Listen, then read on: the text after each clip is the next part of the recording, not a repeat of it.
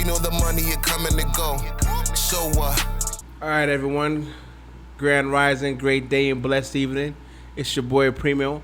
Another episode of Tony Television. You know what I'm saying? Come with the straight flush. Tonight I got a special guest. You know what I'm saying? Some family straight to my right. I'm going to give him an opportunity to introduce himself.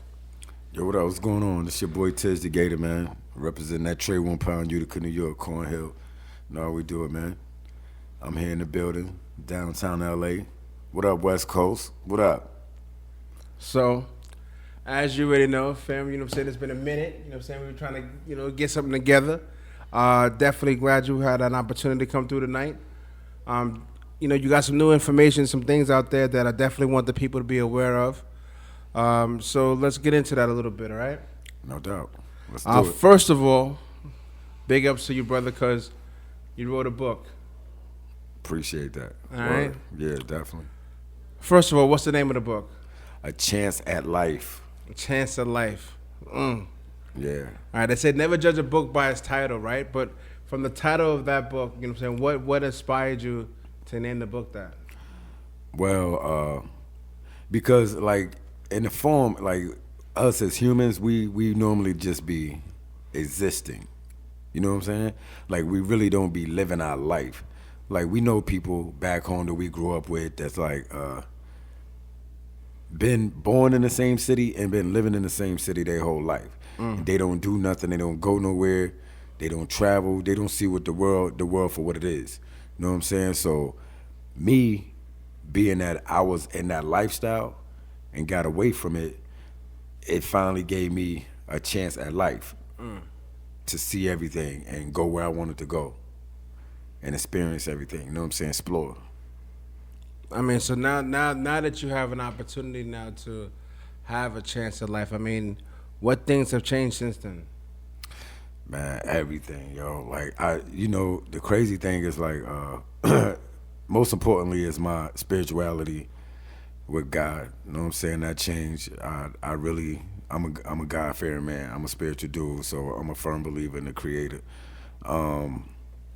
My lifestyle, like how I used to live, you know what I'm saying? Like growing up, I was out there like, it's crazy because I look at people, man. I mean, I be trying to see people how they see me, how I am now, and they don't know how I used to be. You know what I'm saying? Right. Because like I was a shooter and I was gang banging and all that. You know what I'm saying? I was in the street, so that's what really changed. You know what I'm saying? Because people look at me now like, oh, he's just a pretty boy dude. Like he just work out, buff, and he's just a pretty dude. But not knowing it's a lion beneath. You know what I'm saying? Like ready for whatever. But it's like when I approach a situation, I approach it as a gentleman. You know what I mean? It's like Styles P, a gentleman and a gangster. You know what I'm saying? It depends on how you approach me. It's the energy. I match energy. It's time and a place for everything, right? Right. So one of the most beautiful things I loved about the book is the titles of the book. Yeah. You know what I mean? So, yeah. you know what I'm saying? Drop a little science on that. Now, first of all, what made you come up with that? Yo, it's crazy because like me writing a book, I ain't gonna say always, I wanted to be different. I wanted it to stand out from any other author or any book that's out there. So what he's talking about is like my book, the titles of my books are names of some names of some of my favorite songs. So that's what made me do it because I love music. I love R&B. I'm an old school dude. I'm an 80s baby, so I still listen to that. You know what I'm saying? I ain't really in tune with the new music. The evolution of hip hop is all crazy right now. So okay. That's why I chose the name of the songs. You know what I'm saying? Because those song titles like relate to what I'm talking about. And if you listen to the songs, it'll bring you back and be like, okay, when you read my book, you'll be like, when you hear the song, you'll be like, oh, I like that. I like that song. And this can remind you of my book. So it's a soundtrack to your life. Mm-hmm. Okay. So it's the Tiz Playbook. Definitely. Tiz playlist. Tiz playlist. I love that. Yeah. All right. So now, as far as writing a book, I mean, was there any challenges in reference to writing the book itself? Yeah, it's definitely challenges, yo, because for one, you're the one writing the book. So you want everything to be intact. You want everything to be in place. You know what I'm saying? Like, you don't want to be all over the place because it's like when you're writing a book, it's like you're talking. So you know how we have conversations in the hood. We talk. We be on this subject, then we'll hurry up and switch to something in like 5 seconds. Okay. You know what I mean? And so that's how I was writing my book. Okay. So I reached out to people. I sent them pages of my book, screenshotted it, sent them to them, and I was like, "Yo, read this. How this sound?" So they was like, "Oh, it's definitely a good book, but you all over the place with it." You know what I mean? So they told me to be more articulate and be more, express myself more. You know what I'm saying? Because people want to hear how you feel. You can't just talk about, yeah, my brother got shot, and then I was at the school the next day. No, explain how that situation made you feel. Get more in depth with it. Right. You know what I'm saying? So that, and I had to proofread it a lot because I used to read it a lot. Every time when I went to go write more pages and stuff to my book, I would read where I left off at or start from the beginning of the book. So I could be like, oh, damn, I left this out. Or things that just come, because it's your life. So you'll be like, you'll read one paragraph, you'll be like, oh, damn, this happened too. And then you'll add that. So, you know what I'm saying? Yeah, it was a lot of challenges. Well, chapter 1 of the book is called Back in the Days. Yeah. All right, so when you hear that song, right, what's the first thing or the first memory that pops into your head of Back in the Days? Just childhood, like growing up as a kid, like watching the little kids on the sidewalk, playing with the colorful chalk, you know what I mean, doing hopscotch, little girls doing double dutch, the teenagers having water gun fights, you know what I'm saying, the elders and everything cooking out, you watch the older people on the basketball court playing basketball and all that. You know what I'm saying? Just the simple things that happen in the hood. So that's what that reminds me of. Back in the days, it's like that's when everything was good. That's when niggas walking around with J curls and you know. So, you know what I mean? Super back in the days. Right, back in the days. The good feeling. You know what I'm saying? The real generation. It's like Generation X type. You know what I'm saying? Okay. So it reminds me of that. Chapter 2 is called Temperature Rising. Yeah. That's Okay. that's self-explanatory. You know what I'm saying? It's like temperatures rise is like my teenage year. It's like you're reaching puberty, and then like you're trying to Coming in your manhood. trying to figure out who you are, what's your identity. Okay. So it's basically like you're going through identity crisis. You're trying to figure out who you are. You know what I'm saying? Like, who am I? Do I have to act this way to gain approval? Do I want to be popular or I want to be the lame? You know what I'm saying? So you know what? I'm about to turn it up a notch. Okay. I'm about to make it hot. So now the temperature's rising because I want to be noticed. And I want that approval. Okay. You know what I mean? Is there anything nowadays that'll get your temperature to rise? Man, listen. That's one thing I got to work on. Okay. Because I have an anger problem. Like I snap quick. Okay. You know what I'm saying? Like the main thing that makes my temperature rise is I have a low tolerance level for ignorant shit and stupidity. Gotcha. And simplicity. You know what I'm Gotcha. saying? Like Gotcha. I have my tolerance level for that. It's like zero. Like I can't stand it. You know what I'm saying? Okay. So yeah. Chapter 3, is he blood, is he Crip? Oh yeah, that's my story, man. That's my story. Like, okay, everybody know back in the days, like in New York, everybody know, okay, the blood and the Crip thing started over here. We in LA. Right. You know what I'm saying? It started over here in the 60s. So it ain't reached New York to 93. Right. You know what I mean? And Rikers Island, C-74, something like that. Okay. OG Mac started that, 9 Trey Gangsta Bloods. And from what I know, like me watching documentaries and everything, he used to visit LA in the summer. But then he went back to New York and started the 9 Trey Gangsta Bloods when he was on the island because he seen how the Latinos were oppressing the blacks. So he's like, nah, we can't be having that. We need to start our own thing. So I guess when he was coming out here, I guess his family was affiliated with the Bloods. Okay. So he was like, you know what, I'm gonna start that. And from my knowledge, watching documentaries, like he had no permission to start it. You know what I'm saying? He just did it. You know what I'm saying? So they labeled it as food from the beginning. And it was dead heat. You know what I'm saying? And so people know my story. Like when I came to New York, my brother will tell you, when I came to New York, I started riding the Diamond Wave in 9-7. You know what I'm saying? And I turned all my homeboys onto it. So everybody was under me. You know what I'm saying? And because these dudes from Brooklyn put me on. Rest in peace. One of them's dead. You know what I'm saying? One of them's still living, but they put me on. So I was the first one from my city to be on that blood, the Damu wave. You know what I'm saying? Okay. But then. Let me ask you a question. Okay. Okay. Yeah. From New York, born and raised, right? Right.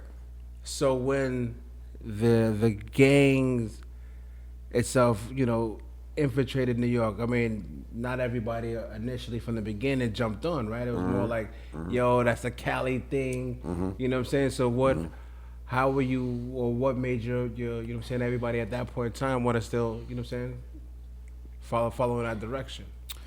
Well, me personally, like when I was younger, I'm pretty sure you could relate to. We all loved Menace to Society. You already know. Boys in the Hood. You already know. South Central. You know what I'm saying? So we loved the gang movies. You know what I'm saying? Right. And I was the type of dude that when I was young, like when I was like 16, 17, that's when it was still VHS, DVD. You know what I'm saying? So I started watching gang documentaries.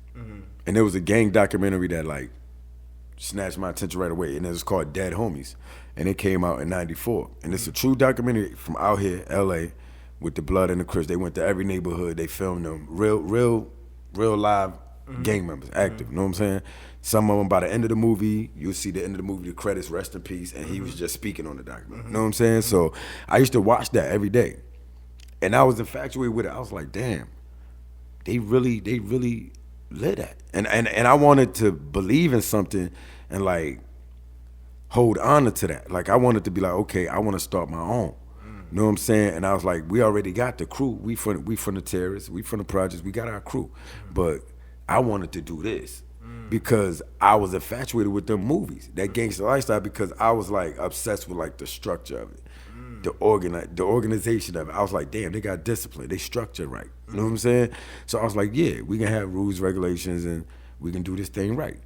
So I started it, and things went left when I went to prison. That's why it's called Is He Blood, Is He Crip? Okay. You know what I'm saying? Because when I went to prison, I was Damu. I went to prison 99. I turned blood 97. So I went to prison when I was 99.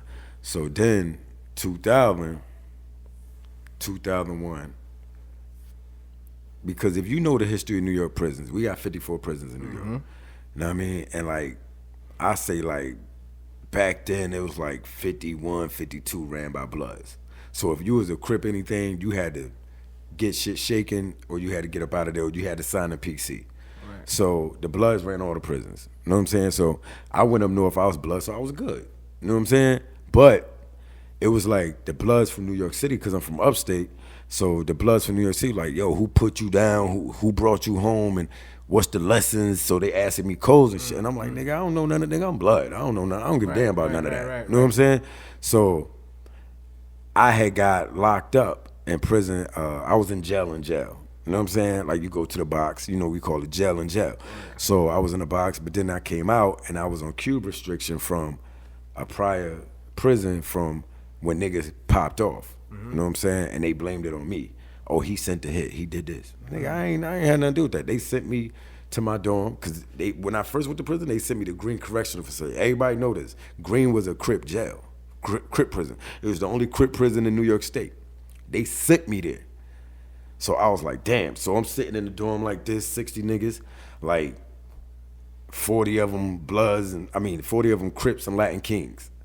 And it's like me, Wildlife, rest in peace, Black, Too Real, Slim. It was like 5 or 6 of us. That was Blood. We in the corner huddled up. We gotta watch our back. You know what I'm saying? So we like, they was calling our name, because this is a reception dorm. So they call our name every day to send niggas to population. I seen niggas sign in front of me. Yo, Blood, I ain't going, man. I'm signing in, homie. Niggas can say what they want. I'm not going to population. I'm not about to get cut. All right, nigga, whatever. So then it came around to my time. But before I came to my time, I met this Crip nigga named Polo. He was in the reception dorm. Nigga was cool. You know what I'm saying? And he let me read this book, a Crip book, Monster Cody. You heard of Monster Cody. So the oath that Monster Cody had in this book, it's the oath I took to turn blood. I'm like, how is that possible? That's when I realized that the codes and the lessons from the East Coast is all twisted. So I was like, okay, now me being a real nigga, I feel like if I take an oath or something, I'm a stand on that. by that, You know what I'm saying? right, So I was like, nigga, I took this oath to turn blood though. Nah, I'm good. I ain't fucking with it. You know what I'm saying? So then, now mind you, before I went to prison, though, I got shot by some blood niggas. So I already had resentment. You know what I'm saying? So now I'm in prison, and I read my oath in the Monster Cody book. I'm like, damn, this is crazy. So I was like, I'm good. I ain't claiming nothing. You know what I'm saying? So I go to prison, boom. I go to the next jail. There's a Crip nigga coming in, and he, like I said, I'm in the blood prison. He a Crip nigga. So he coming there, he on the walkway, nigga, Crip, nigga. He letting niggas know he Crip. So I'm like, damn, this nigga got to be crazy. He wild. It's 1,500 inmates in here. Probably like 600 bloods. You know what I'm saying? I'm like, this nigga got to be crazy. He had to put some pain into something. So me and him, they ended up moving this nigga to my dorm. I'm like, damn, this crazy nigga. You know what I'm saying? And when I was in prison, I had the Blood and the Crip cassette tape. So I used to listen to both of them when I was in prison. So my man Sweets from Syracuse, shout out my nigga Sweets, man. He brought the Crip nigga to my cube. He's like, yo, Tiz, this my boy Ab. He a Crip though. He want to know if he can listen to your Crip tape. I'm like, yeah, you know what I'm saying? So this nigga let me know he extra with it. Yeah, cuz. You know what I'm saying? Yeah. Can I listen to that? I bring it back, cuz. Don't worry about it, cuz. I'm like, yeah, nigga, you good, nigga. Go ahead. You know what I'm saying? Right. So after he brought it back, me and son started chilling. Okay. We started cooking together. Okay. So remind you, I was blood though. Right. So the OG of the jail at that time, you know what I'm saying? 2 Guns from Harlem. He put a hit on me. Yo, stabbed Tiz up. That nigga chilling with the Crip nigga. So once the word got back to me, because you know you're in prison, word get back. Right. So once the word got back to me, I was like, oh, okay. It's blood niggas in my dorm. I'm just about to set it on niggas. Fuck that. You know what I'm saying? Niggas want to put a hit on me, I'm about to go crazy, nigga. I start beating them niggas up, me and Ab. You know what I mean? Back in the ice pick out on niggas in the shower. Nigga was cracking, nigga, what up? And I wasn't even Crip yet. But then Ab, we spent the yard one night. And he was like, yo, man, you might as well, nigga, you blue, nigga. You bleed blue, nigga. You been Crip. You was never blood, nigga. Da. I'm like, nigga, you know what, nigga? Yeah, nigga, you right. You know what I'm saying? Right. So then I logged up because he told me, he like, yo, just beat one of them niggas up. And nigga, you Crip. You know what I'm saying? So that's how that came about. So niggas look at me like, oh, nigga, you a dolphin. You flipped. You went from blood to Crip, nigga. You know what I'm saying? I was like, nigga, but I ain't never went from real to fake. I never been a bitch nigga. No matter, I don't give a fuck how niggas look at it. And niggas accepted that shit. They embraced it off the rip. You know what I'm saying? When I came home from prison, I went up blood, came home from prison, Crip. When I came home, niggas ain't fuck with me. Niggas ain't try to do nothing to me because I put all y'all niggas on. So y'all know what I'm about. And y'all the only reason I'm the only reason y'all was living. Cause I was the gun busting. My niggas wasn't gun busting. I was letting nigga don't fuck with my nigga. You know what I'm saying? Doing shit by myself. You know what I'm saying? I ain't never I was never the type to go get niggas to put in work with me. No, nigga, I'm riding, hopping out, parking, I'm going to air shit out, and I'm out. You know what I'm saying? So that's why that one called Is He Blood, Is He Crip? Because nigga went from blood to Crip. And now that we in LA, I know niggas, some of my homies out here they flip like that. And I was like, damn, I thought it was just some East Coast shit. You know what I'm saying? But I know niggas out here that did that too. I was like, word? Y'all niggas do that too? I thought niggas out here look at me like, nigga, set hopping, nigga, you ain't about shit.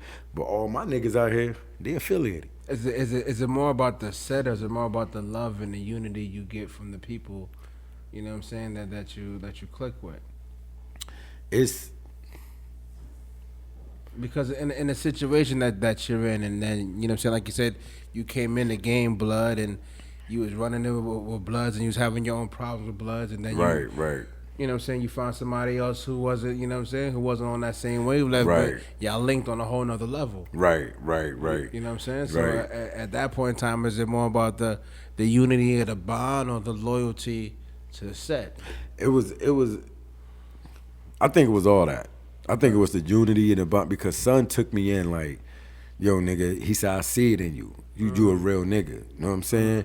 He's like, you don't need them niggas, man. He taught me like, nigga, you don't need a crowd. You know what I'm saying? Which I always felt like that, but he really opened my eyes. He opened my eyes to like, nigga, you don't need a crowd. He said, watch this.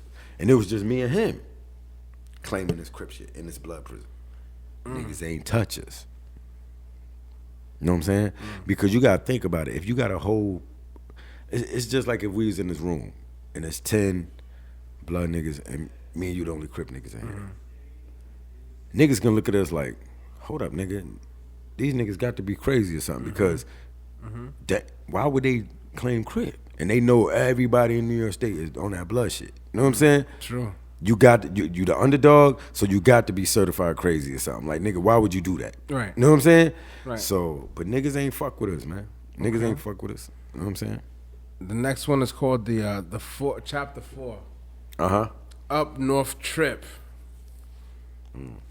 Yeah. So what's the first thing that pops in the memory off of that?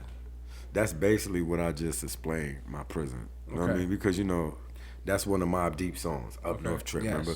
So that's basically like what I just explained, like my prison experience, my Up North Trip, which was, in prison it's like it's what you make it, dog. You know what I'm saying? Like my time, me personally, my 3 years went by quick. Okay. You know what I'm saying? And I made my time. I mean, I did my time. I ain't let the time do me. You know what I'm saying? Okay. And my shit went by real smooth. You know what I mean? I never really had no serious issues. Couple fights, couple scuffles, pressing niggas with the ice pick, backing out the razor on niggas. But I never really had to like poke a nigga or, you know what I'm saying? The most I did was beat niggas up. You know what I'm saying? Now, in reference to the books and the stories themselves, at any point in time do you ever say, you know what, I'm not gonna include this, you know what I'm saying, the details and the risk of kind of putting myself in a bad light, or you know what I'm saying, kind of putting information out there that I shouldn't put out there, Right. you know what I'm saying? Are there ever thoughts in reference to that when going into a book and being as detailed as you are? I mean, I'm gonna keep it a buck. Like when I first did it, when I first started writing the book, I wasn't gonna put that. Is he blood? Is he crip? I wasn't gonna put that. Okay. Cause you know what I mean, nigga went from blood to crip. Cause I was like, how people gonna look at me? Okay. But then I was like, you know what? Fuck that. Because at the end of the day, you always got haters out there. That was, oh that nigga used to be blood, now he crip. You know what I'm saying? So you know what? You about to hear it from the horse's mouth, nigga.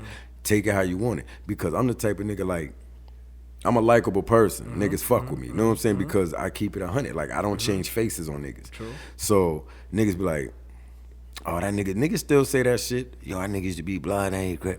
But nigga, I ain't never been pussy, though. You know what I'm saying?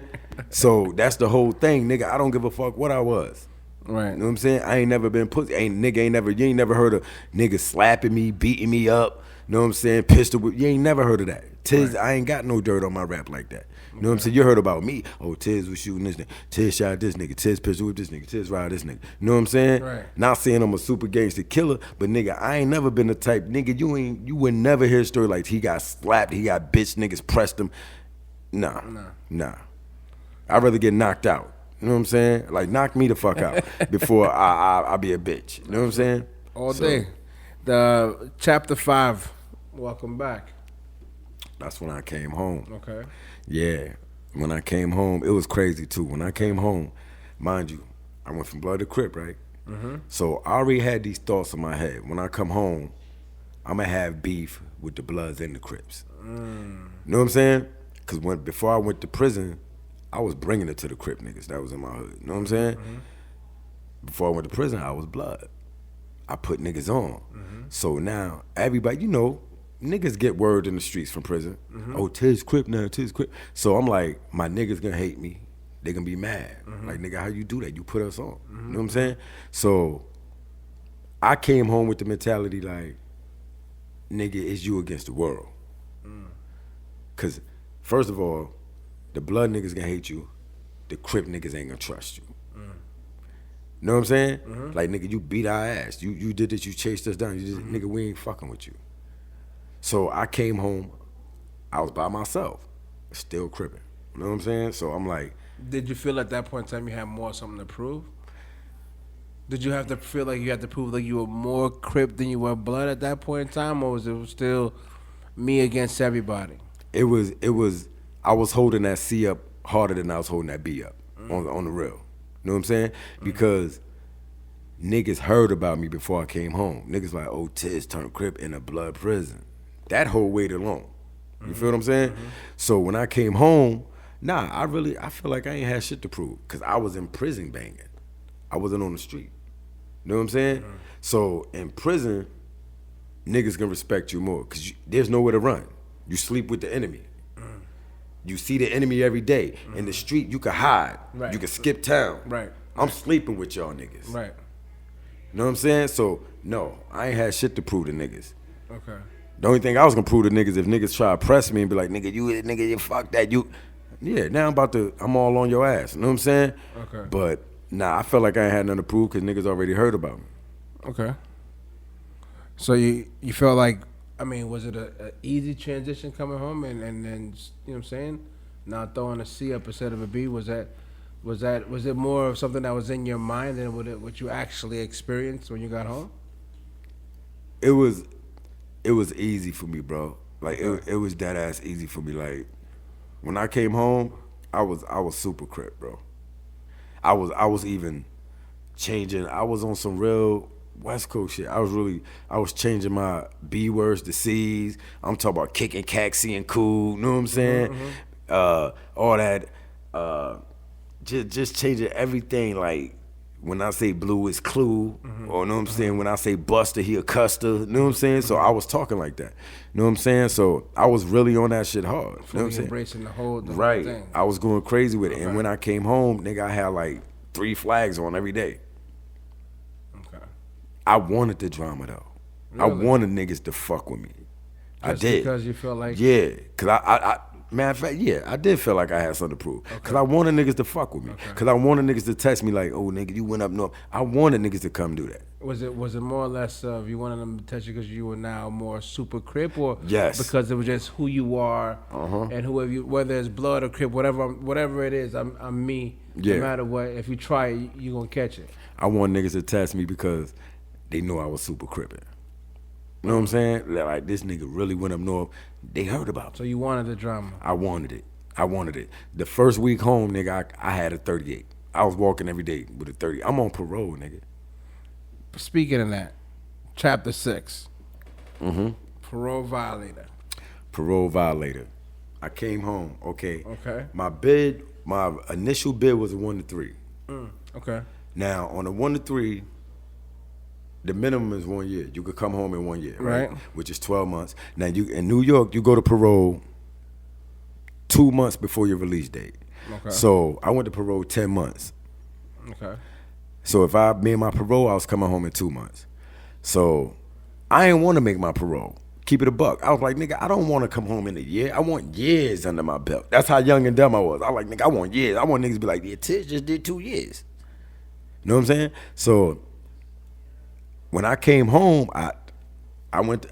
before I came home, I went to parole. I went in there ignorant.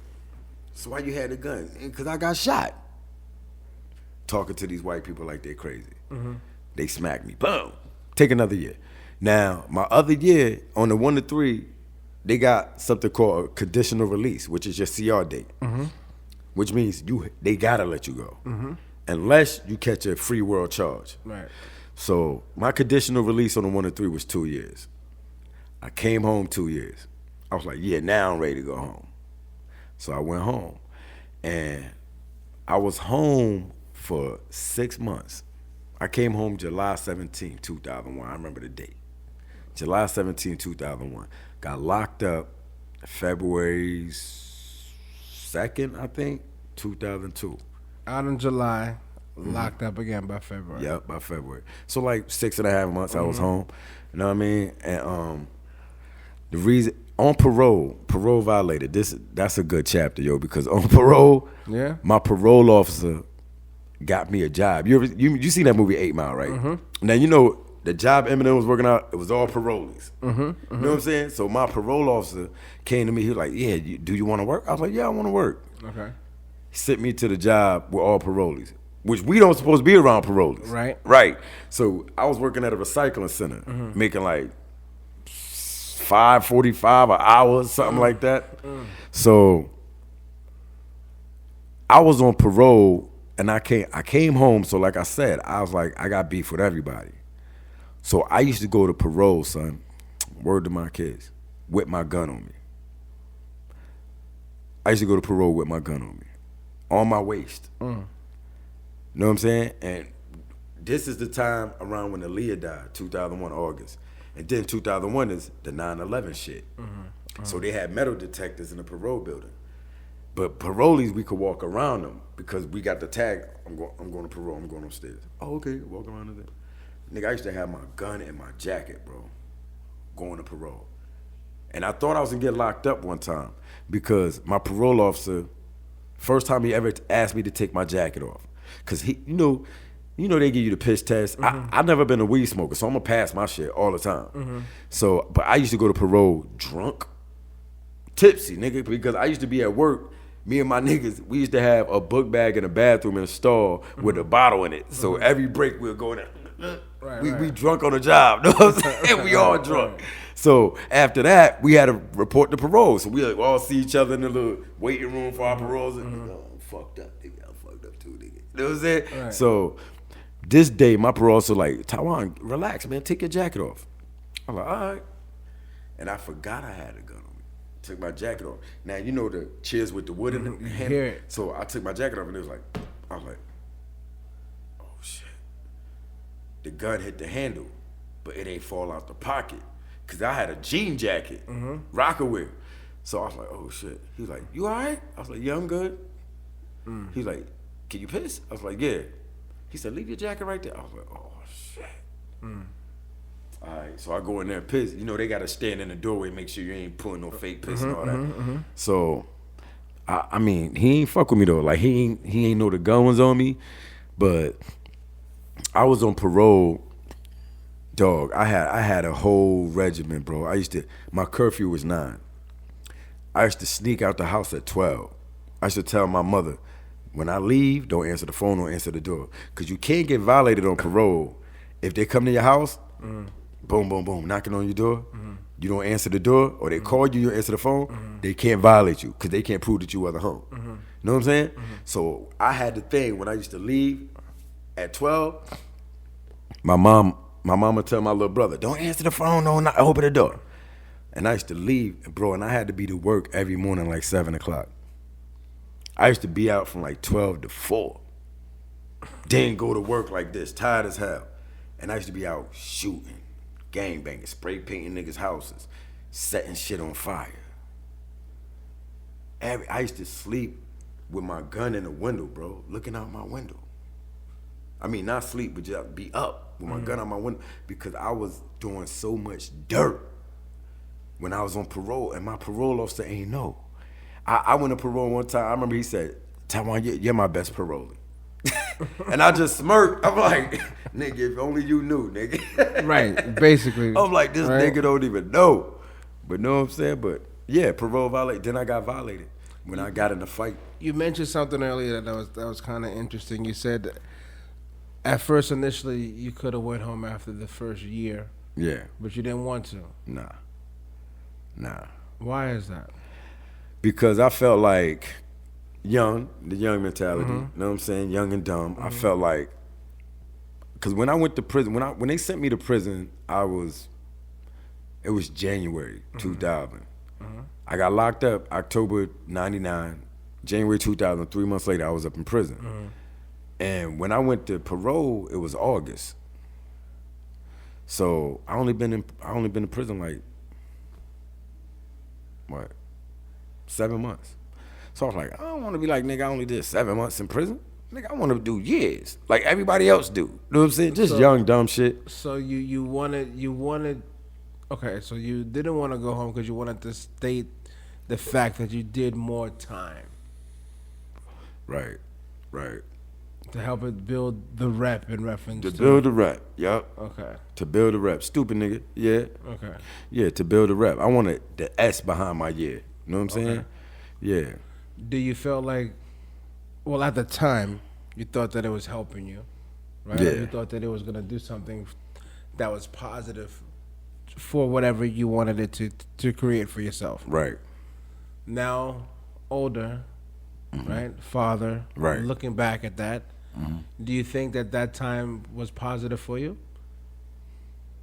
Do you think that maybe if you would have not only did the 7 months and out within the year, you would have been worse than? Yeah. I think, me personally, I think I would have came home and caught another one. I think I would have went back to prison for longer. Okay. If they would have released me that quick, because the way my mind was, how I was like super gang banging, and I was angry and mad at the world. Nah, I would have caught another one if I would have came home. Worse. Yeah, yeah. I would have came home and caught probably like 5 years or something. Really? Yeah. Yep. Okay. Not so much that you were looking for it, you just feel like the environment, the Yeah. situation Yeah. would have brought you to that. Yep. Because because the world was like different. You know what I'm saying? True. Prison was like, it's real every day. So when I got to the streets, I was like, the fuck is this? I'm like, man, this is corny. Like, niggas is fake. I'm like, nah, I'm not used to being around niggas like this. So, and I had to fight that when I came home too. You know what I'm saying? So yeah, they would have released me that quick. Yeah, I would have went up for more time. Chapter 7. Welcome to Atlanta. Welcome to Atlanta. Welcome to Atlanta. This happened. I came home. I maxed out. Finished my 3 years. When I just said I violated parole, I had to go back to prison for 8 more months to finish my 3 years, right? So when I came home, my brother called me. I came home October 11th, 2002. That was my max date. So October 16th, 5 days after I maxed out, my brother called me. Because soon as I got out of prison, I'm on the same shit. I'm shooting. Fuck that. Fuck these niggas. Da, da, da. You know what I'm saying? So my brother called me 5 days after I got out. And he was like, yo, and it was late too. It was probably like 12:30, 1 o'clock type shit. And my brother was like, yo, what the fuck you doing, man? I'm like, what you mean? What you talking about? He was like, nigga, don't act stupid. He was like, what you doing, man? I said, nigga, I'm chilling. What's up? I try to act stupid. I was like, nigga, I'm chilling. I'm laying down. What's up? Right. He was like, nah, nigga. Clay's called me. Such and such called me. Such and such. And these is reputable hitters. Right. You know what I'm saying? And he was like, yeah, he told me that, nigga, you got niggas scared up there. Niggas are scared of you, nigga. You running, nigga, you chasing niggas down, niggas running, you burning niggas' houses up, you chasing, you shooting shit up. Nigga, what you trying to do? You trying to get killed? I was like, and at the time in my mind, yeah, I was chasing death. When I was young, I didn't want to live. I was like, nigga, kill me, nigga. So I was doing so much shit so a nigga could do something to me. But niggas wasn't trying to go that way. Niggas was scared. You know what I'm saying? So he was like, well, listen, man, this is what I'm going to do for you. He said, you want to stay in Utica? I was like, hell nah, nigga. You know I don't, nigga. Nah, every chance I get, I try to get out of Utica. You know what I'm saying? So he's like, well, I'm going to move you to Atlanta. I was like, oh, all right. Because when I was in prison, my brother was signed to an independent record label. And he sent me a copy of his album. And when I was in prison, I seen my brother on Soul Train. So I was like, oh, damn, my brother doing shit. Remember that episode? Yeah, my brother was doing it. So I seen this. Nigga, matter of fact, niggas came and got me. Yo, Ted, yo, Fatigue on TV, son, Fatigue on TV. I'm like, what, nigga? I'm in my shit, just laying down. You know what I'm saying? Myself. Niggas, yo, Fatigue on Soul Train, nigga. I'm like, what? So I go out. I'm like, oh, shit, yo, my brother. So niggas like, yeah, nigga, yeah. So I was like, okay, I already knew he was doing this thing. Quick question. Going back to that moment, right? You're sitting in a cell, right? Your brother's on Soul Train. What's the first thing that goes to your mind? Life change. Nigga, you gotta change. Because my brother he's my role model. You know what I'm saying? Like, he's my mentor. He's my influencer. He's my, you know what they say, you know how you got the Big Brother program? He's my big brother. Okay. You know what I'm saying? Like, I listen to him. I take heed to what he said. You know what I'm saying? I respect everything he say. He tell me. You know what I'm saying? So when I seen that, I was like, I just started reevaluating my life. Like, nigga, you ain't doing shit. Like, nigga, you just up here. Cause my life was really based upon, like, swear to God, bro, like, I wake up every day crip. That's all I thought about. I wasn't thinking about my baby. I was like, nigga, crip. That's it. So that was my life. You know what I'm saying? Was seeing your brother, was that reality became a reality for itself, that you could accomplish? Look, that's your brother. Right. You feel me? Right. Like, that ain't somebody, that's your, you know what I'm saying? That's your fucking brother. Right. And you know when it hit me, it's when he said he moved me to Atlanta. Okay. And I caught the Greyhound, because back then I wasn't flying back then. So Okay. I caught the Greyhound, boom. Okay. I go down there. Okay. And you know the Greyhound, if you familiar with Atlanta, you know the Greyhound's cross street from Magic City, the strip club. You know what I'm saying? Downtown. So, Right. So you had a good introduction. Yeah. A good introduction to Atlanta. Yeah. Absolutely. So I get Because up I'm there. pretty sure you was waiting for your brother, so you had it. Right. It was Oh a my good God. time. I'm looking, bro, I'm Absolutely. looking up there, I'm like, damn, what the fuck going on? Absolutely. So then, I ain't had no cell phone, so I was calling my brother from a payphone. I'm like, yo, where you at, nigga? Where you at? He's like, nigga, we on our way, nigga, chill, just chill. So then I waited. And you know how the traffic is in Atlanta. So, like 30 minutes, I'm like, nigga, where you at? He's like, nigga, I'm right here, nigga. You don't see me? I'm like, nah, nigga, where you at? Nigga, open the door. This nigga was in a stretch limo. I said, oh, shit. I said, my brother doing it for real. He picked me up from the Greyhound in a stretch limo. He get out. 2 chicks get out. My cousin get out. I'm like, oh, shit. I said, nigga. Right. The best introduction to Atlanta ever. I said, nigga, I jumped in the back of that stretch. I said, and the stretch, you know the stretches, they got bars in it. Right. So I'm pouring up. Yeah, nigga. Yeah, Tone. Yeah, I got a show tonight. Da da da da. You coming, nigga? I got some clothes for you. Da da da. Nigga, we was on tour. You know what I'm saying? We toured the East Coast up. We toured down South up. And Tone actually was the first time I came here on his tour. We came here. I remember the date. It was January 26, 2002. Day after his birthday. No, his birthday, my bad. His birthday, January 26, 2002. We was here. That was the first time I came to LA, the West Coast. And then we went to BET Music Awards, December 10th, 2002. You know what I'm saying?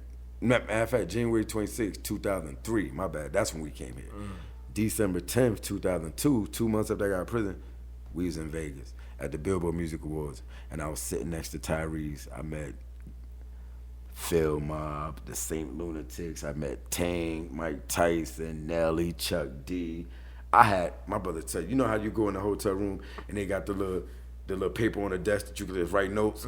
Nigga, in my hotel room, nigga, I wrote everybody I've seen, famous niggas. Yeah. You know what I'm saying? And my brother Hype, man, I don't want to get him in trouble, but you know. He smashed Nivea. He smashed Nivea. I was tight because she had a room on our floor. And she walked past me, nigga. She walked past I'm like, damn. Your brother's going to kill you. Your brother's going to kill you. Nigga. Man, he smashed Nivea, bro. I was like, damn. Chapter 8, New York State of Mind. That's when I went back home. Because in Atlanta... In Atlanta, I was wilding out too. I was still on my crib shit. So, after all of the exposure and what your brother exposed you to, no matter what, you were still. Yeah, I was still in Atlanta doing that. My brother actually kicked me off the tour, cause when I came out here, he was promoting his album in Long Beach. Remember the famous VIP store?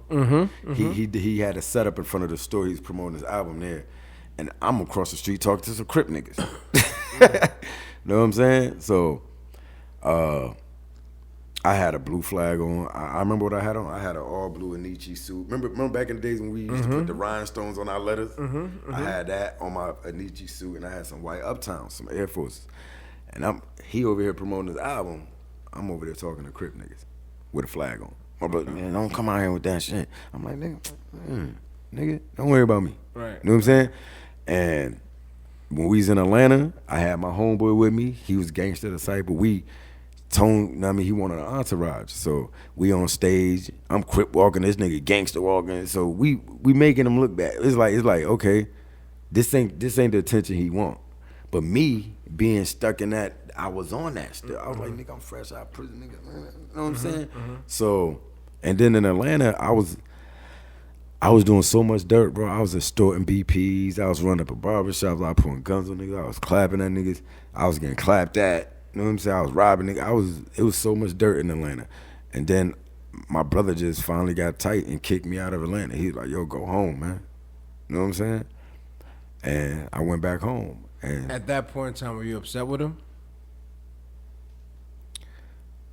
It's like a yeah and a no. Because I'm like, I was mad because I'm like, damn, yeah, nigga, you really kicking me out? Like, nigga, go home.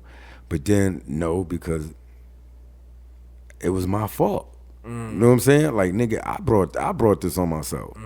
Nigga, I ain't changing. I ain't listen. I should have been watching his moves, watching him like, damn, this what he doing. This how it's supposed to be. I was like, how much coochie I could get, how many niggas I could beat up, how many people I could rob. You know what I'm saying? So when he sent me back home, and that's when I was like, you know what? I gotta do something because I'm not like a 9-to-5 nigga. So Right. I started moving bud and went back home, started robbing niggas, and I started cripping hard again. You know what I'm saying? Okay. Yeah. So, again, going into the crib and coming into chapter 9, California Love. California Love. That's when I came over here. When me and my brother, we moved out here. New Year's. Every New Year's, it's another year I've been on the West Coast. You know what I'm saying? Because we drove out here December 30th, 2013. Took us 2 days to get here. Right. And we drove here from North Carolina. And we got here New Year's Day, like 9 o'clock at night. So we coming over the hill, and I just see Vegas lit up. Yeah. Coming in, driving into Vegas. I'm like, damn, this is crazy. That was the first time? First time. Well, my second time. Okay. Because he brought me on tour, but we ain't never chill. We was just in a hotel. Right, You know what I'm right, saying? right. So I'm driving over the hill. First exposure. First exposure to Okay, like the okay. real Vegas. So I'm Gotcha. like, oh shit, damn. So we over here, and like after we came over here January 1st, 2014. So by May, I hated Vegas. I was like, man, this niggas is weird. I think black people is weird. I don't care how niggas look at it. Black people in Vegas is weird, man. Like and I never thought I'd say them words out my mouth, but I don't like black people in Vegas. I never thought I'd say I don't like black people, man. Really? Yeah, I don't like them. I don't like black people in Vegas. They weird, man. They not like us. You know what I'm saying? It's weird because the females too, like the niggas and the females, right? Like I had issues. Let me get into my Vegas shit right quick. I don't like Vegas people, man. I had issues with chicks, yo. Me and this bitch started talking. You know how me and this chick stopped talking? She cussed me out because I said I don't eat Mexican food. Is that weird? Oh, she's from she must be from Vegas. Yeah. You don't eat Mexican food? I was like, no, I don't eat that shit. Ew. This is what she said. Ew. So what do you eat then? I'm like, what do I eat? I'm like, bitch, I'm black. Chicken, spaghetti. You know what I'm saying? Like, I eat food. I don't eat Mexican food. I'm from New York. I wasn't raised around Mexicans. Right. Like, we was raised on Puerto Rican and Dominican food. Right, you know what I'm right, saying? right. I don't know Mexicans in New York. You know what I'm saying? Right. Now, on the West Coast, like the black women, in Vegas, the black women I dealt with, they would ask me, so what you want to eat today? I was like, yo, I told this one chick, I was like, yo, I want some baked ziti. She's like, baked ziti? What's that? What's that? Oh, I'm word. like, what's that? Wow. She talking about, well, I was just gonna make some chicken enchiladas. I was like, I don't eat that shit, man. Like, I don't eat that. You know what I'm saying? She asked me what was baked ziti. So they all eat Mexican food. You know what I'm saying? Like they don't experience nothing else.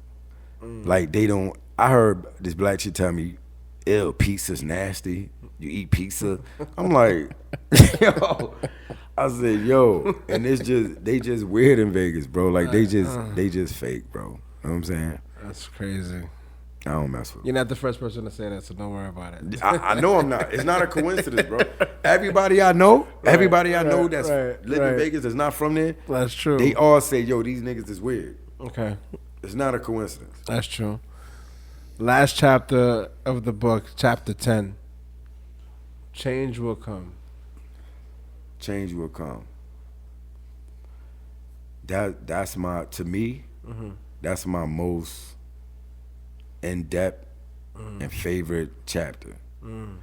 Because that chapter, I gave people like a journey through my mind and through my mind's eye.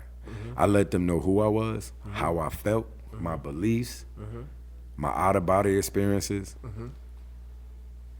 and my relationship with God. And most importantly, like the name of the chapter, change will come. So I let them know that, like what Life Jennings said, it's only two things in life that's constant, and that's change and change. You know what I'm saying? So nothing changes if nothing changes. You know what I'm saying? So sure. I felt like when I moved over here, this time around, I didn't come over here like, oh, nigga, crip this, crip that. Nigga, I'm going to be super crip. I got to go to L.A. I got to meet all the crips. I got to do this. Nah, if it happened, it happened. But I tell niggas straight up, nigga, I'm not a gangbanger. I'm a gang member. I'm not a gangbanger, though. I'm not active. Yeah, I'm a gang member, though. If nigga be like, where you from, nigga? I'm from Euclid Avenue, nigga. Life the World Crip, nigga. You know what I'm saying? But I don't gangbang. I'm a gang member. It's a difference. Okay. You know what I'm saying? So I didn't come over here to be on that type of time. I came over here for a life-changing experience, and that's what I came over here to do. And that was my main objective. That was my main goal. And I achieved that. You know what I'm saying? That's why, like what you're doing right now, you're interviewing me about my book. If I was back home, that shit wouldn't have came out. You know what I'm saying? I wouldn't have never did that. It would have been too many distractions. You know what I'm saying? Because back home, niggas don't want to do nothing. It's like crab in a bucket. Niggas want to keep you down where they at. They complacent and content with where they at. They don't want to move up. You know what I'm saying? So I'm not about to be around that type of shit. That's why I detach myself from shit. That's what a covenant is. In French, Greek, covenant means you cut. It's cut. You cut shit out. You know what I'm saying? So I cut certain people out of my life because if you can't expect different results doing the same pattern. You know what I'm saying? So if I keep the same niggas in my life, if I knew this nigga for 20 years and we ain't did shit but get drunk and chill and holler at chicks and all that, and we ain't got no type of business, I'm not beneficial to you, you're not beneficial to me. Maybe mentally we might be beneficial to each other, but nigga, life ain't about mental. It's about nigga moving up. Right. You know what I'm saying? Changing and accepting and respecting change. You know what I'm saying? A lot of niggas don't. That's why you got niggas my age that still sag their pants and got braids and shit. Nigga, in reference to a change will come, is there anything else that you're looking forward towards more changes to? Yeah, man. See, I wanted, how can I put it? I wanted my change, right? I wanted to be ordained as a pastor, right? Really? Yeah. I wanted to be ordained as a pastor because me, personally, I know I have a voice. Okay. I have a following. I have people that respect me. I have people that reach out to me and want to know my advice. Okay. And it's crazy because I ain't perfect at all from a long shot. Okay. But no one is, but okay. Right. They reach out to me because of my experiences and what I went through. And they like, okay, damn, nigga, I see your life. Because I share my life. I share my journey on social media. So they like, damn, nigga, you look happy. You know what I'm saying? How you do it? Change, nigga. So you'll at one point in time, you're looking to become a pastor. Yeah. My church can be different, though. And do you feel like your experiences in life is what's going to help you, guide you to the faith itself? Yeah. Because, for one, I wouldn't have got this far. I wouldn't have got to the age 44 without faith and without believing, and most importantly, without change. You know what I'm saying? I removed myself from the type of crowds I used to hang with, type of people I used to be with. I removed myself from the negative. You know what I'm saying? And I just had to do a whole 180, bro. You know what I'm saying? Because I was going down. I was headed nowhere fast. And it's crazy because I actually liked the way I was living. I wasn't getting nowhere though, but I was content with that dumb shit. You know what I'm saying? I was like, nigga, you know what? Mac on chicks, do this, nigga, have them buy you this, have them buy you that, nigga, nigga, you good. Was there ever a key moment in life that it just made me switch? Yes. It was a couple. It was a couple. It was a couple. Okay. It was a couple. So it was a few times in life that made you think differently. Yeah. Okay. One of them was me being in jail. Okay. You know what I'm saying? Okay. Like out here. You know what I'm saying? I was like, damn, why am I in jail? Right. You know what I'm saying? And this is another reason why I said I don't like Vegas people. Because like me dealing with black women out there, yo, like I never had a domestic violence on my record, right? Ever. I don't hit women. People know me, they know I don't hit women. But in Vegas, you date a black woman, and now I understand why niggas date outside their race out there. Because it's crazy, because when I first moved to Vegas, I should be like, damn, you don't see no black couples. You know, we used to that shit back home. You know what I'm saying? Of course. We was like, yeah, black couples. See it all the time. Out there, you don't see that shit. So I'm like, why these niggas don't date? These niggas just like Mexicans and whites. But then, you know, I've been out there. So I started dealing with the black women and everything, because I love black women. You know what I'm saying? But I don't discriminate. If I fuck with who fuck with me. You know what I'm saying? For real. So, but I go after the black women first. Right. So it's like I started dealing with the black women, but then when I break up with them, nigga, one day I was driving, get pulled over. Oh, you got a warrant? A warrant? You crazy? I ain't come out here to do no dumb shit. I'm clean. You know what I'm saying? You got to do a warrant for what? Domestic violence. Domestic violence? From who? Gave me her name. I was like, nigga, they booked me. Left my car right there, booked me. Because I broke up with a black bitch. Left her alone. And what they charge you with what? DV, nigga. No proof, no physical evidence, no bodily harm, no injuries, nothing. It's still on my record. From leaving a black chick alone in Vegas. I got 2, nigga. I got pulled over with my girl last year. I went to jail for 30 days. DV. But there's never been any type of police record filed in reference to any type of domestic violence situation? In Vegas, dog, the only thing the chick need to know is your first and last name, and they'll open a case on you. Seriously. This bitch wrote 2 statements on me, bro. Talk about I pistol whipped her, put a gun on her, all types of shit. And I went to jail for that. I did 30 days fighting it. They tried to give me 6 years, nigga, with no proof. Word. That's why I said I don't fuck with Vegas people. Shit crazy. Can't fault you on that one. Shit crazy, bro. They laws out there is crazy. Nigga, you don't need no proof to get locked the fuck up out there. If you deal with a chick and you leave her alone and she know your name, oh, that's Primo such and such, and you get pulled over. Don't say my name, B. Don't even know. That's why we don't go to Vegas. Don't even say right. You know what I'm saying? Like, no. All right, so fam, so look, so the book, so what's next? Anything else in the works? I got another book coming out. Another book I'm writing. I'm 13 chapters in, called Beautiful Struggle. Yeah, and this book is different from the first one. This one is like, I'm not gonna say it's like, my first book was like an autobiography of my life. Okay. So you getting me firsthand. Okay. So, but this book is like, it's more or less of me. If you look, when you read the title of the chapter, that's what I'm talking about. So this is not like in story form. It's like, if I gotta, like my first chapter is teenage love. So you already know what that's about. My teenage years, blah, blah, blah, blah. Then I got one called I Gave You Power, Can't Knock the Hustle. You know what I'm saying? So is this second book also song titles? Yes. Yes. Okay. Yes. Okay. I'm the first one to do that, y'all. Don't forget that. First one to write a book where every chapter is named behind one of my favorite songs. Yeah. Yep. That's dope though. It kind of gives your audience an opportunity to get a soundtrack of Right. your state of mind in reference to writing the stories. Right.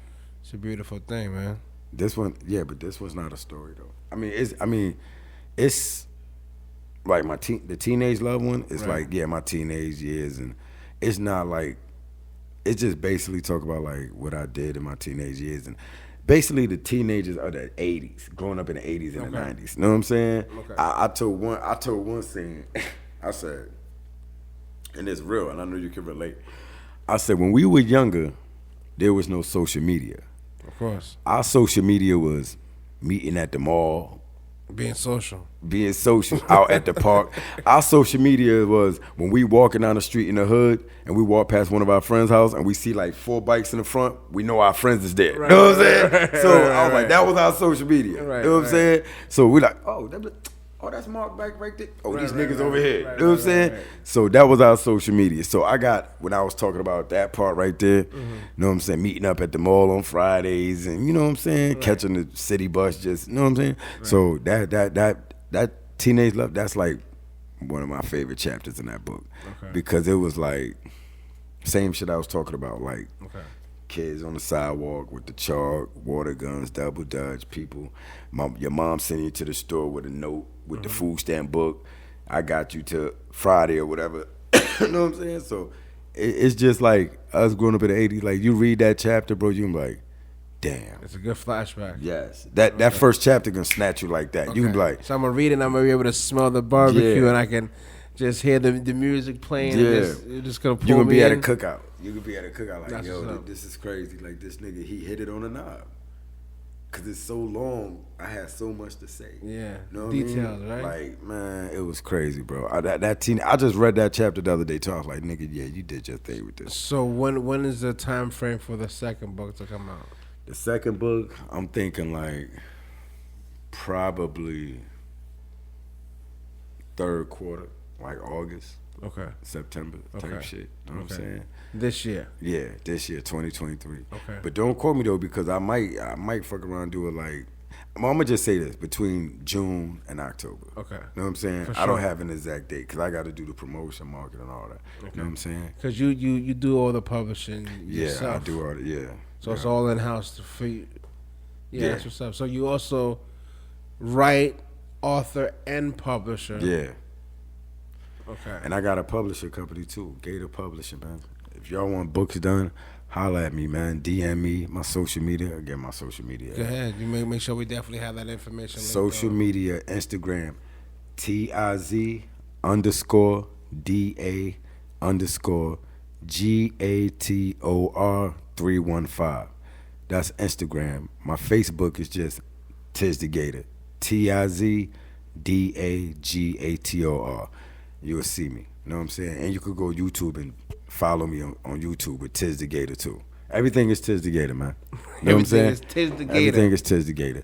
You know what I'm saying? So y'all could definitely reach me if y'all got a story to tell. Cause I advise everybody to write a book, man. Because no matter who you are, you can help save somebody. You could change somebody's life. You know what I mean? Cause I had people inbox me, bro. It's crazy. I'm gonna tell you something. I'm gonna tell you a story. I had this one dude, man, Ray. Rest in peace. His name was Ray. He was from San Diego. Ray, his last name was like Esquivel or something like that. He was in a wheelchair. 24 years old, got in a car accident, paralyzed him, had the throat thing and all that. And he inboxed me one day. And he was like, bro, I always wanted to tell you, like, your song changed my life. Because I used to do gospel rap. When I first moved to Vegas, 2014, I used to do gospel rap. So I performed in San Diego, and he was there. And he inboxed me. He was like, bro, he said, your song changed my life. He said, I seen you perform that song. He said, I was there that day. He told me, I said, damn, yeah, I did do that show there. He's like, yeah, I was there. He said, yo, bro, you changed my life, man. Praise God. I love you for that, brother. Da da da da da. I look up to you, blah blah blah. And he died like 3 months later. You know what I'm saying? I was just telling my dude about this yesterday. I had this one dude, shout out Michael Benjamin from Cape Cod, Africa, South Africa, hit me up on Facebook. I heard your music in Africa.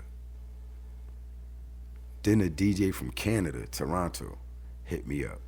Bro, your song changed my life. I play this song every Saturday night in Toronto on my radio station. So the reason I say that is because my main goal is to like help people change their lives.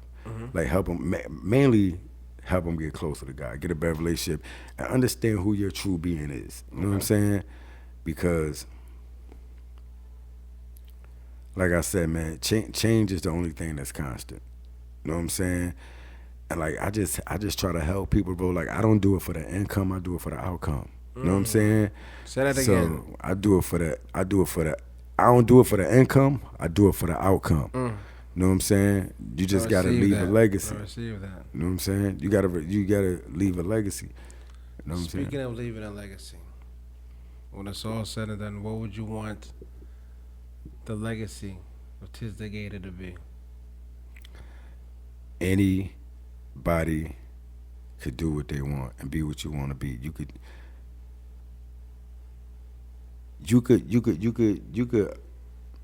How I want to say? I'm trying to word this right.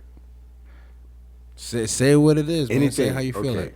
Anything you want to be, bro, it's possible. You could be what you want to be. You don't have to be content with your life.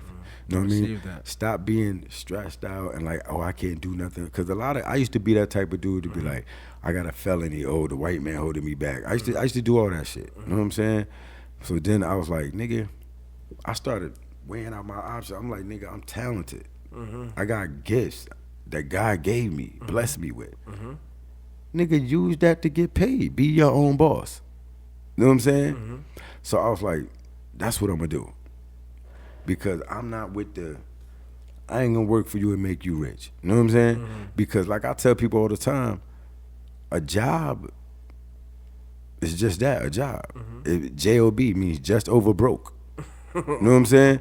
Because soon as you pay the bills, you like, yeah, how many times you hear people say or put on social media, shit, I might be broke, but all my bills paid. So what you working for? You working to be broke? You driving a 2023 with a quarter tank of gas, but your bills paid, but you waiting for that next check. You know what I'm saying? I like money every day. You know what I'm saying? So I feel like there's no way that I could work for somebody, a man or a woman, when their job, a boss's job, is only to provide you with a check. It's not to make you rich. You know what I'm saying? So why should I work for you? I could work for myself. I could go out there and sell hoodies. I could sell 3 hoodies and make $60 instead of working 5 hours to get $60. I could make $200 a day selling my own shit. Entrepreneurship. Exactly. Till people start thinking like that, niggas rather work for somebody. I had my cousin say, yeah, I like working for the white man. I'm like, you a fucking slave. You know what I'm saying? Like, that's what's wrong with niggas. Well, we're not even going to get into that one. That'll be a whole what's. Right. Says we, woo! Man. Listen, B. You know what I mean? Listen, man. So, again, super proud of you, bro, for the book. Definitely. That ass, you know what I'm saying? Word like, up. It's a beautiful thing. Not only did you make a book for yourself, but you also made sure you gave an outlet and an avenue for others to be able to tell their story. Right. You know what I'm saying? Right. It's always a beautiful thing, man. Always a good thing to be able to reach back out and help those looking for an opportunity as well. Right. So definitely when the second book comes, we got to sit down and get this thing jumping. Definitely. You feel me? Definitely, you know what I'm saying? Make sure we sit down together as family, break bread, make sure that people know about the book. Right. Put them onto the link to where they can get it. Since we definitely got it it's on Amazon now, right? Yeah, A Chance of Life, the first book is on Amazon right now. All right, so we definitely going to make sure we have the link and all that information in the description below. You made sure so the people could definitely check out the book. Definitely. You got any future engagements coming up? Well, I'm working on trying to get a web series. You know what I'm saying? I do want to do a movie for my book. Okay. I want to do a soundtrack. I want to do a movie. Okay. You know what I'm saying? Definitely tap into this type of shit. I want a podcast. Okay. You know what I'm saying? I'm working. We got on some a things. podcast. We got some. Yeah, we got some things to get done this year. Yes. That's yes, what you're saying. Yes. We got some things to get done this year. Jordan numbers, You know what I'm Jordan saying? year. That's what I'm Right. talking about. Got some things to get done this year. It's not a game, yo. It's not a game. It's not a game. I got Anything music you want too. to say to the people before we slide up out of here? I know you got some music coming through. I know. Man, yeah. Next time we gon' Yeah, we gonna do that. You know what I'm Okay. saying? We gonna do that. y'all heard it You know here what I'm saying? first. Yeah, Tiz the Gator. We gonna definitely lock into that next thing coming through. definitely, Okay. definitely. Anything else you want to say, anybody, before we slide up out of here? Yo, man, I just want to say, follow your goals, man. Make everything happen. My brother always told me it's only 3 people in the world. It's people that make it happen, people that watch it happen, or people that don't do shit. You know what I'm saying? But I'm going to tell you like this, man. The only things that come to a sleeper is dreams, nigga. Tiz. You know what I'm saying? Make it happen, yo. You ain't disabled. You got a mind. I tell them all the time, you're not handicapped, you're handy-capable. Right, I'm handy capable, man. Listen, so, again, closing out for the fam. You already know it, bro. You already know appreciate it. you. So, already like know I it. said, man, we're going to do this again soon. Definitely, definitely. Shout out to Tony Television. Always, you know what I'm saying, making it official, making it happen here for us. So, we out? 315, baby. 315. Yo, 315. it's another one in the books, man. Let's do this. All right. Stand on top like I'm King Kong. Paddle niggas like a ping pong. Run my block like I'm King Von.